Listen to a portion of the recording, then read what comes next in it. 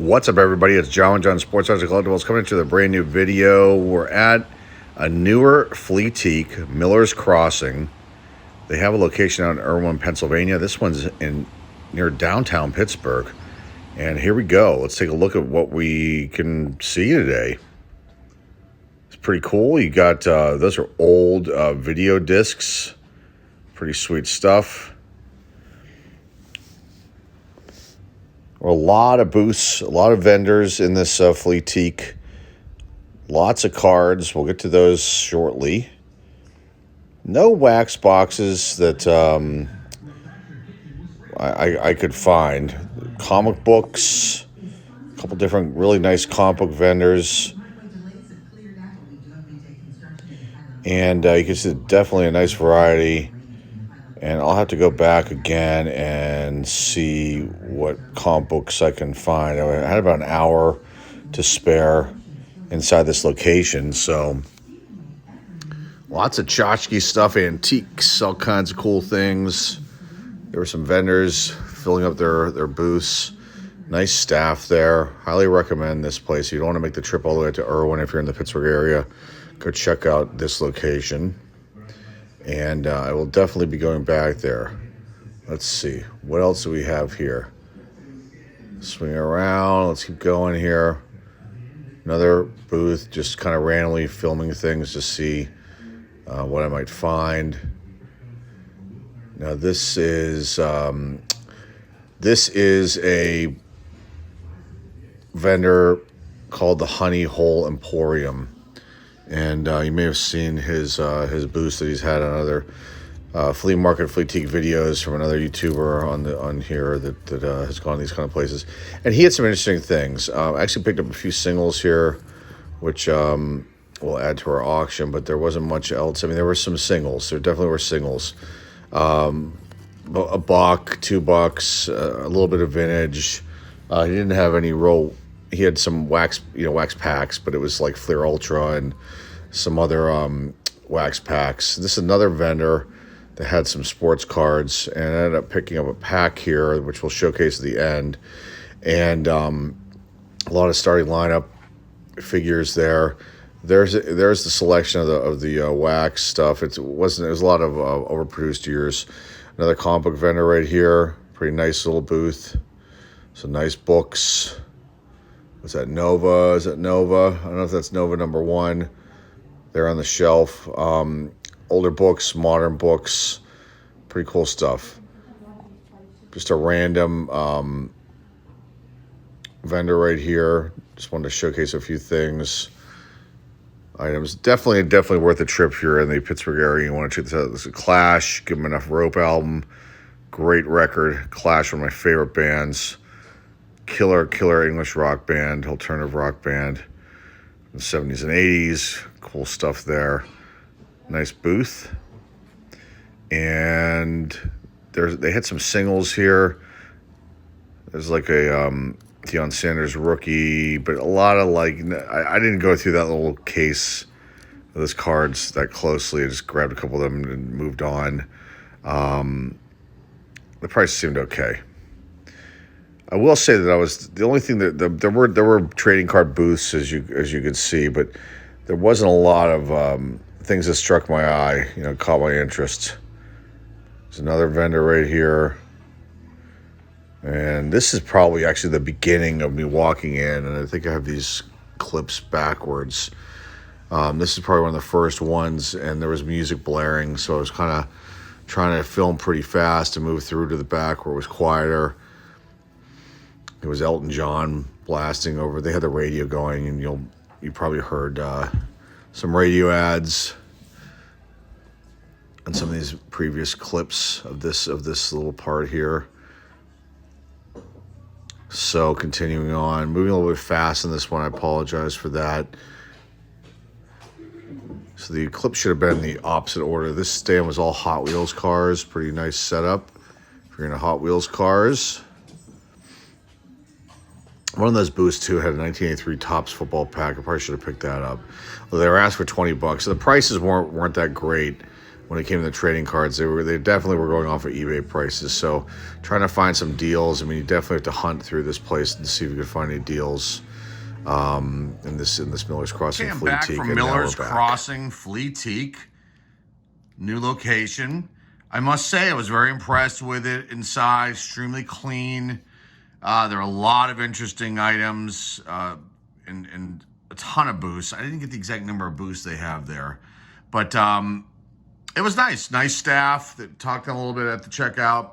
And there are cards and there are comic books there. And if you're in the Pittsburgh area, I highly encourage you to go check it out.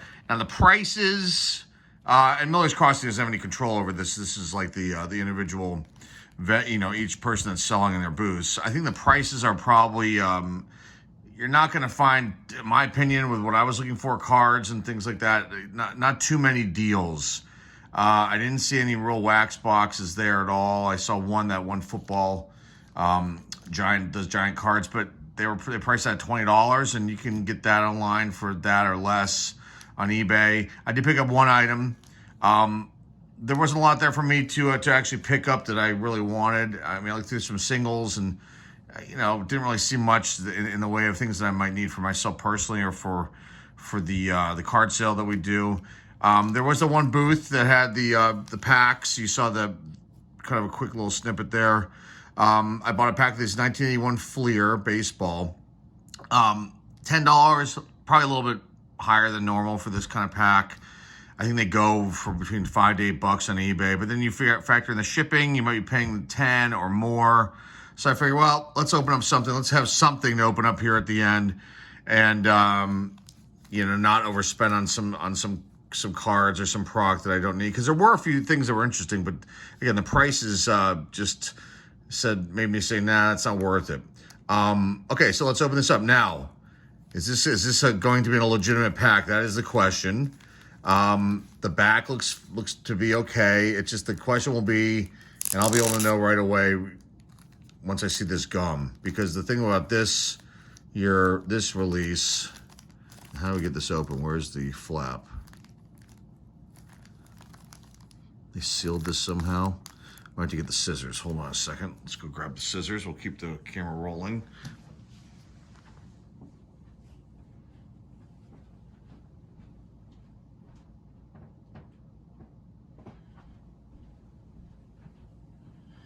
Okay, got our scissors right here. Trust you, Big Red right here. Scissors. Because I don't see a way to pull this up. Let's just cut it from the side. And hopefully it'll... So the way that I'm going to be able to tell if this is like truly legitimate will be this gum that's in here, because they use a different kind of gum, and this is the only year that Fleer had gum in their packs. We've opened this product before on the channel. My family bought me a wax box of this product way back in the day when this came out in 1981. I remember opening it up, not liking it at all, because all I was used to was Tops. There's this new thing, Fleer. What is that? I didn't know the history of Fleer, and they had already been around. This is like their re-entry into the trading card world again. So I was not into it. And then years later, I'm fascinated by these cards. So let's get this open and see if this is a real pack or not. You can also tell usually by if they overdo it on the back as far as like trying to reseal it with the wax, but it seems to be okay.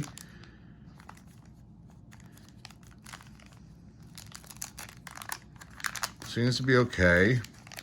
And we open up, what, a bunch of wax boxes? How many wax boxes is this on the channel? At least one or two. And that does not look to be like the gum that would normally be in this kind of pack. It's really, really pink. I remember it having more, almost like flour or cornstarch or something on it. We'll see if there's any Hall of Famers in here. Then I'll say, okay, I'm wrong. Although this is on this card. I mean, you could tell that maybe it is legitimate. I just remember it being different, and I'll have to go back and look at my video of us opening up this product, but that doesn't look normal to me. So Tom Bergmeyer bit the dust. Let's just put him right there. I think Don Baylor is okay. I mean, the corners look good. I mean, let's see if it's legitimate or not. The truth will be told with what's inside this pack. Don Baylor, and here's what the back of these look like. I really like this release. Like the baseball, I mean, they didn't put the logos on there, but they had, they were obviously able to not have to airbrush anything out. Top sued them for the gum thing, and they went to stickers after this. But I still really, really love this 1981 Flea release. I really do. Brings back a lot of memories. Scott Sanderson, Bruce Robbins, Bob Stanley, Frank Tanana, Jim Sundberg, Ken Maka, Daryl Porter, Tom Verizor, the checklist for the Pirates and the Indians, Dave Roberts, Bobby Mercer, Pete Redfern, Amos Otis, Orioles checklist, Jim Barr. I don't think this is a legitimate pack. It's not because we didn't get any Hall of Famers. It just screams repack to me. It just screams like searched. Big time. The gum, I have to go check again, but the gum does not look normal to me. Again, it was like I want to say it was it just doesn't look right to me. So it had like almost like a reddish color to it, if I can remember correctly. And this just doesn't, I don't know. This doesn't look correct. I don't even, I don't know. So I'll have to go check again just to make sure I'm not crazy. It did ruin this Tom Bergmeyer. I mean, which means it was sitting on there for a long, long time. But that doesn't mean anything, to be honest with you. The cards in here, I mean, they do feel pack fresh. And, it could just be a dud of a pack. But to me, I don't know. It just something doesn't seem right. Anyway, hey, took a chance. I wanted to at least open up something. But hopefully you liked the other portion of the video, the walkthrough. I had a fun time there. I'm going to go back again soon. There were a few other things that maybe I should have picked up. Some comic books, things like that. So maybe I'll go check it out the next week or so. But hopefully you enjoyed this one. I greatly appreciate it. I wish this pack was better. But it wasn't. So we'll just live with that and keep moving on. So that's all I got for you guys today. Remember to like, subscribe, comment down below, share this video with your friends, family, loved ones. Our eBay store link is down below in the description. And that is all I have for you guys. Until next time, folks, this is John on Sports Collectibles signing off, and hey, I'll see y'all soon.